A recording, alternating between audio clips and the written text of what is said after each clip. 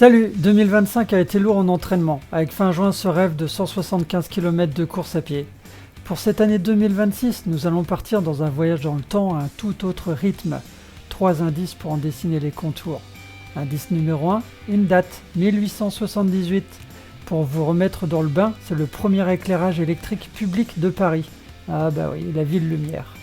1878, c'est la concession du canal de Panama, un chantier titanesque. Et c'est également l'exposition universelle de Paris où le public découvre notamment le phonographe. Indice numéro 2, L'île au trésor. Livre de chevet de nombreuses têtes blondes, ou pas. Avec Jim Hawkins et le fameux Long John Silver. À vos cartes pour la chasse au trésor. Indice numéro 3, Camisard, qui désigne les protestants français qui sont passés de la résignation à la révolte en 1702. Pas évident effectivement, je vous l'accorde, le lien entre ces trois indices. Eh bien, il s'agit de Stevenson, Robert Louis Stevenson. Né en 1850 en Écosse et fils d'une famille bourgeoise aisée, chétif et malade étant enfant, il passe souvent en France pour y trouver un climat moins humide. Il est l'auteur des romans majeurs comme L'île au trésor, L'étrange cas du Dr Jekyll et de Mr Hyde et d'une quinzaine d'autres opus. Mais aussi poète et aventurier. Il a voyagé notamment en canoë entre Anvers et Pontoise. Il a aussi parcouru 230 km entre les pays du Velay, Gévaudan, Mont-de-Lozère et les Cévennes. Et ben voilà, on y est, vous avez fait le rapprochement. Pour remettre dans le contexte de pourquoi il entreprend ce périple, en 1876, il fait la rencontre de sa future femme. Et oui, ça se finit bien. Fanny Osborne. Mais pour l'instant, celle-ci américaine est encore mariée aux États-Unis avec 2 enfants. À 28 ans, en 1878, Stevenson la laisse partir aux États-Unis afin de régler son divorce. Mais reviendra-t-elle? Que se passera-t-il? C'est avec ces questions en tête qu'il prend la direction de Monastier-sur-Gazelle, direction Saint-Jean-du-Gard. Au départ, il faut lui trouver une solution pour transporter les 100 kg de chargement. Effectivement, pour parcourir les 220 km, il emporte une lampe, un poêle, une lanterne, des chandelles, un couteau, une gourde, des vêtements, une couverture et un revolver. Bah oui, il traverse quand même des contrées hostiles. La bête du Gévaudan plane encore d'il y a quelques années avec son palmarès d'une centaine de morts. Il emporte également des tablettes de chocolat, boîtes de saucisses, du pain blanc et noir avec des bouteilles de vin, gigots de mouton, quelques livres, du tabac et de quoi écrire. La solution, il la trouvera sur la place du marché sous le nom de Modestine. Présentation. Modestine, un regard plein de bonté et d'un gris souris, cette ânesse sera sa croix en début de voyage et sa partenaire en fin. Ainsi, pour un verre de cognac et 65 francs germinal, soit environ 300 € si mes calculs sont bons, il l'acquiert et part sur les traces de l'indice 3, les Camisards. En 1702, cela fait un peu plus de 170 ans que les faits se sont déroulés. Louis XIV et ses maréchaux de France se feront ridiculiser pendant les 2 premières années. À l'époque, c'est quand même une des meilleures armées du monde. Les Camisards sont des paysans ou artisans, pas d'armée unique, mais des petites troupes par secteur, chacun ayant l'avantage de connaître le terrain et effectuent leurs attaques sous forme de guérilla. Protestants, ils défendent leurs convictions religieuses, brûlent des églises, massacrent des villages.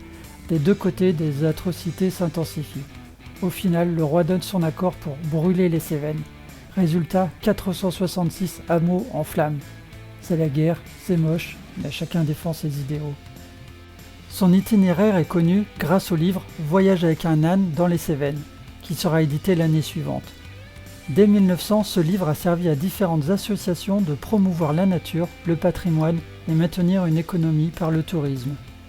Alors aujourd'hui, proche des 150 ans plus tard, partons sur les traces des Camisards, de la bête du Gévaudan, de Stevenson et Modestine, des maquisards de la Seconde Guerre mondiale et des habitants d'aujourd'hui qui font vivre les mémoires du passé et créent le futur. Non, on rembobine, car avant de partir, quelques informations. Après avoir choisi un loueur d'âne, j'ai pris en compte les conseils de celui-ci, préparer le parcours. Tu vas me dire, bah oui, mais c'est bon, il est déjà tout tracé. Oui, mais non. Il faut prendre en compte la vitesse à laquelle marche un âne, environ 3 km/h, plus les arrêts, ainsi par jour tu parcours 15 à 20 km. En une journée, il ne peut guère plus. Ainsi pour certaines nuits, j'ai contacté les gîtes, chambres d'hôtes, campings qui accueillent des ânes. Les établissements se remplissent assez vite. Les autres nuits seront libres en bivouac. Donc si tu prévois de partir et que tu souhaites ne pas galérer au dernier moment, tu sais quoi faire. Maintenant, cette année, petite nouveauté. C'est quelque chose que je mets en place seulement cette année. J'aurais dû le faire déjà les années précédentes, mais ça n'avait pas tilté là-haut. Alors cette année, donc, j'ai réalisé un défi solidaire. Donc, pendant 15 jours, je vais marcher avec un âne au profit d'une association et qui travaille avec les animaux pour faire le lien. Et j'ai tout de suite pensé à ma cousine qui est éducatrice pour chien guide d'aveugle. Et là, bingo, j'ai mon leitmotiv. Voilà. Après avoir été mis en relation avec la responsable des communications, feu vert, c'est parti. Petite présentation. Nous voici sur leur site internet, lien en description ci-dessous. Donc on peut voir qu'ils recherchent des familles d'accueil, le temps des 2 ans de formation du chien, quelques actualités également de l'association, suivi de quelques chiffres. On voit quand même qu'en 40 ans d'existence, ils ont formé 730 chiens, ce qui n'est pas rien, et les derniers duos formés. Après, petit tour dans les étapes de l'éducation. Les chiens sont sélectionnés, ils restent plusieurs mois dans leur famille d'accueil avant d'intégrer en alternance la prééducation.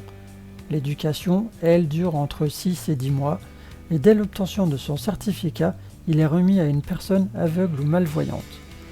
À partir de 10 ans, le chien peut prendre une retraite. Mais hors son âge, le chien peut ne plus aider.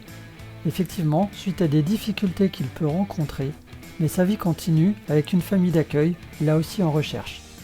Et tout cela ne peut fonctionner sans une structure avec des bénévoles, des salariés et bien sûr vos dons. Je vous laisse lire d'ailleurs le témoignage.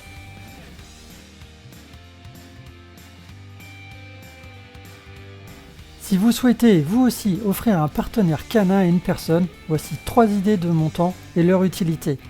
N'hésitez plus à parrainer un chiot. Donc pour être opérationnel, un seul chien coûte entre 25 000 et 30 000 euros entre ses soins, son alimentation, sa formation pendant 2 ans, le suivi avec son binôme pendant 8 ans, et à savoir que l'association remet environ 20 chiens guides par an. Je vous laisse faire le calcul. Alors grâce à vos dons, vous aurez l'honneur et la satisfaction d'avoir accompli une bonne action au profit de ceux qui en ont besoin. L'intégralité des sommes perçues sera remise à l'association en septembre.